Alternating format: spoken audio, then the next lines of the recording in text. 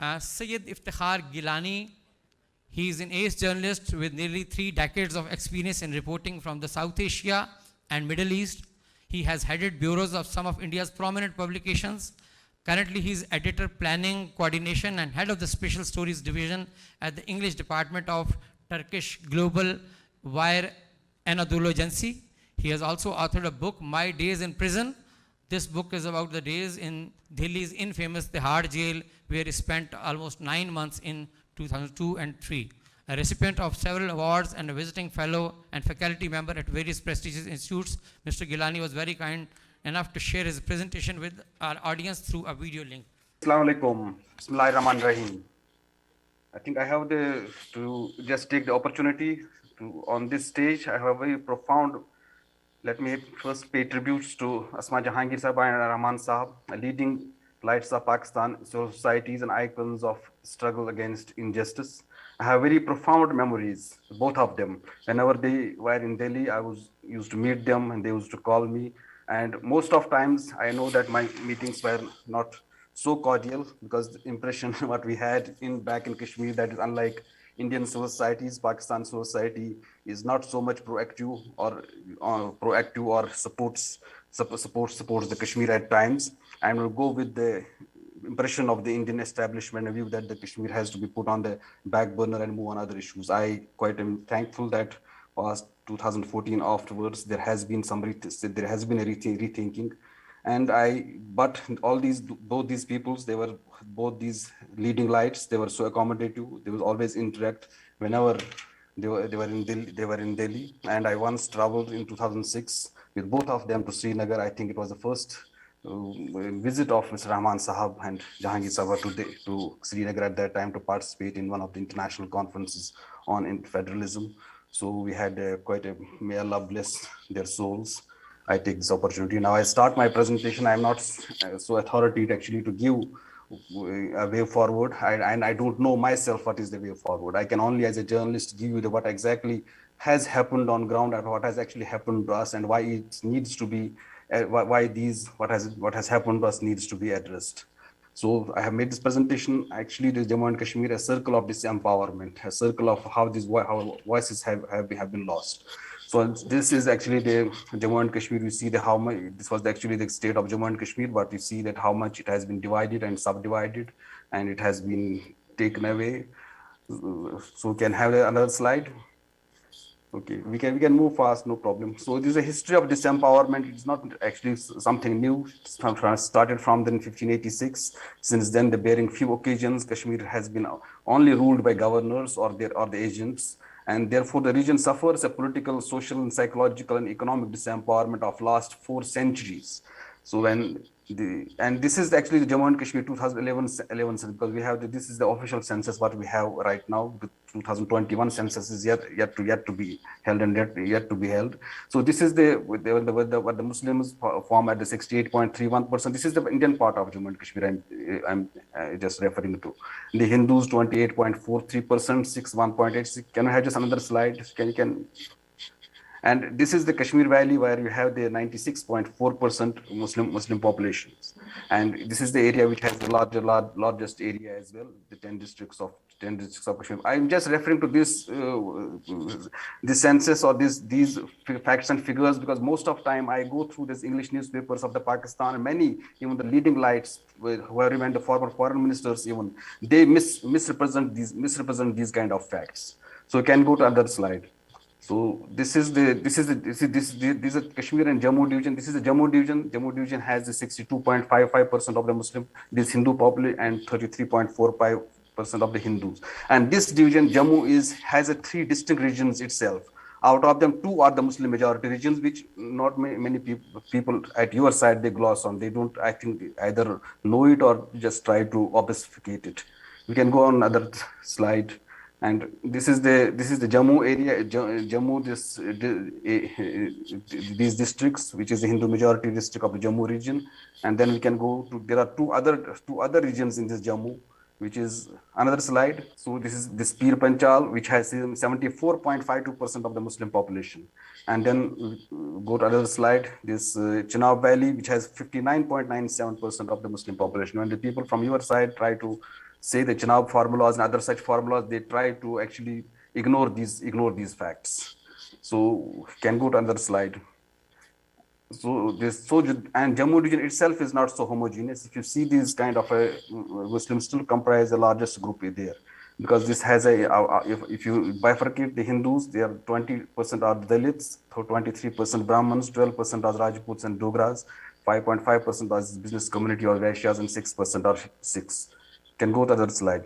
And this Ladakh, which is not now, has been a separate union territory now, but there is a misconception that Ladakh is a Buddhist-dominated region. I saw quite recently by one of the former foreign secretaries of the Pakistan writing in some of the articles in Dawn.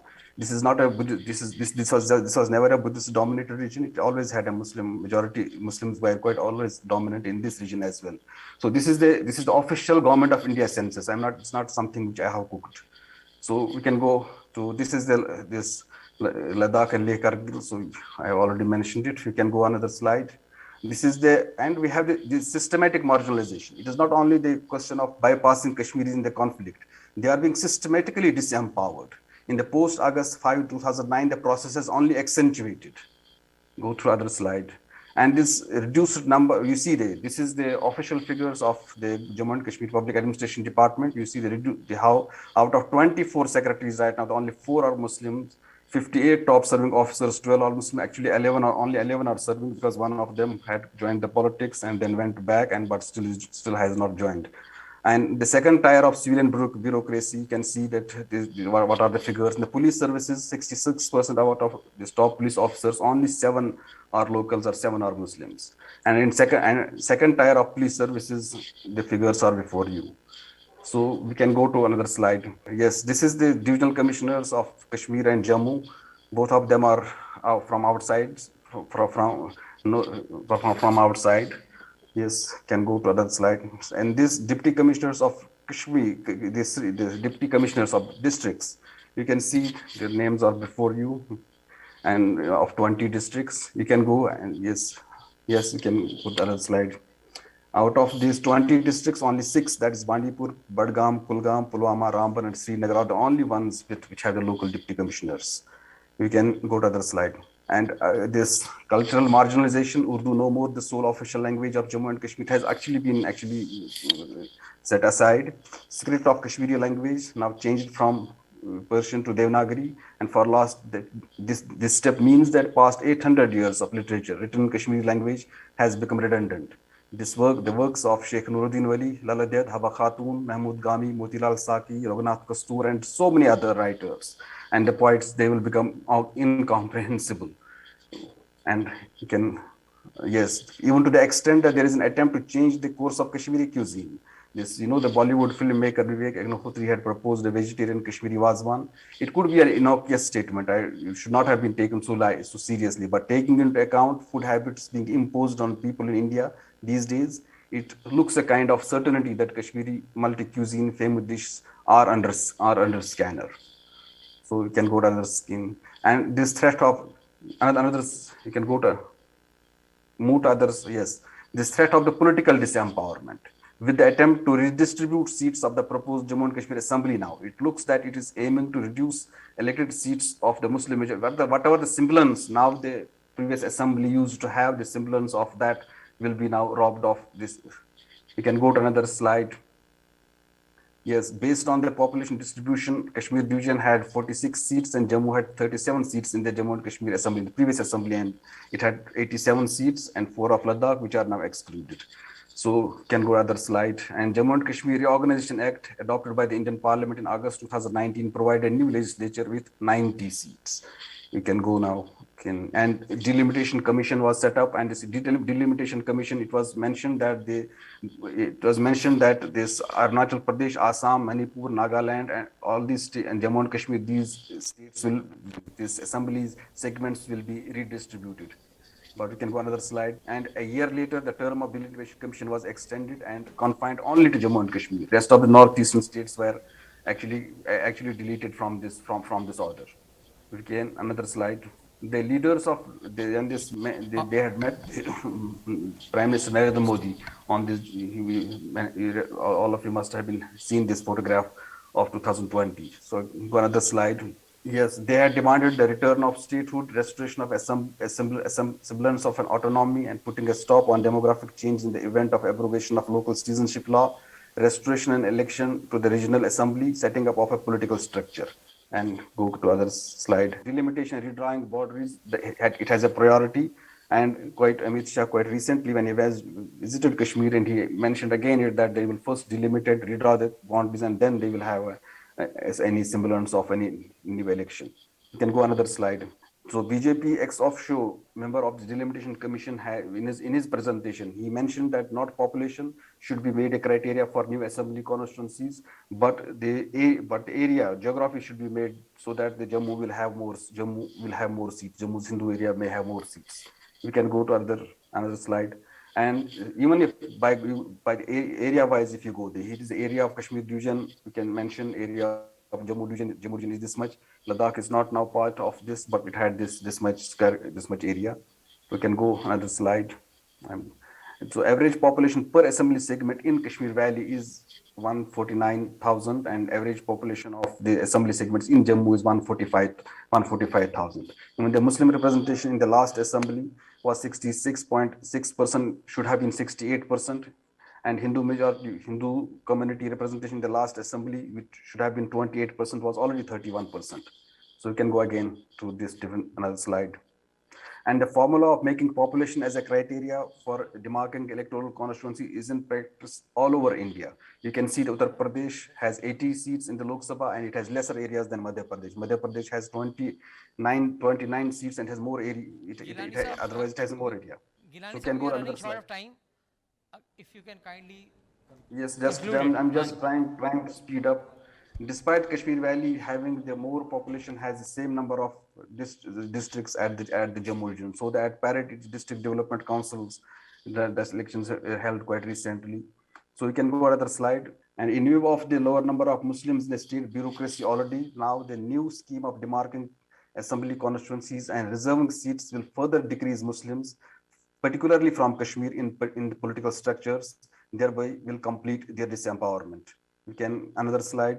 Yes, we see that this is actually what the India was intending to in India's policy on Kashmir. I have enumerated these 14 points. They are on our screen. I don't want to go each and every of them, but if of is in the question answer session, if you want any explanation out of them, this is I can go through. This is not something out of blue. This was exactly the National Security Advisor of India, Ajit Doval. Before this August 9, he had mentioned it in one of the meetings. Can go to another slide.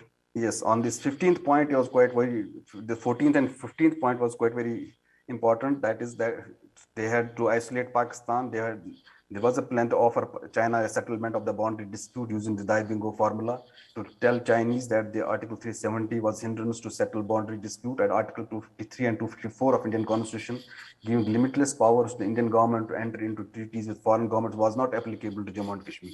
And also this was the curtail Pakistan's profile among OIC countries, offer Arab countries, particularly UAE and Saudi Arabia, to invest and participate in development projects in Jammu and Kashmir. They already have some projects in the Pakistani side of the state. You can go to another slide. And what has been the response? The response is, I can see, I told you that I am not in an authority to give you what is the way forward, but only just to what we have seen, like to what we're seeing. We are still actually confined and limited ourselves to the old approaches. Old approaches, they need to be reviewed. Time to rethink and innovate, bring AJK into conversation, take some clear measures to empower institutions and peoples there, because that affects us in the Indian Kashmir. The current electoral administrative political configuration is not satisfactory. AJK indigenous leadership need to adopt a proactive approach, reorient institutional responses to sync with new approach, operationalize the concept of geoeconomics, which involves reforms. And we have heard so much about geoeconomics, but we have not heard anything about what anything has been done to, or reforms have been done, or any measures have been taken. Kashmir used to be a connected link between South Asia and Central Asia till early 20th century. Project Mir Said Ali Hamadani is an icon to connect with Central Asia. Yes, we can go another slide. Yes, and you can say the genuine peace is possible only by empowering the people. This empowerment detrimental to the whole of the region. Only peace of a graveyard is possible by pushing peoples back to the wall. pushing peoples back the wall is a recipe for disaster. John Hume, an architect of Northern Ireland Good Friday Peace Agreement, had once said that even a small fraction of this dissatisfied population can be a Gilani sir, perpetual security threat. we are running short of time. If you kindly Yes. can conclude your talk and so that we Yes. can move on. Yes, so therefore, Okay. for the sake of Gilani peace, sir. it is imperative to remove dissatisfaction and हाँ evolve ji, people-centric approach to settle the issue of Jammu and Kashmir forever to the lasting peace of South Asia. Thank you very much.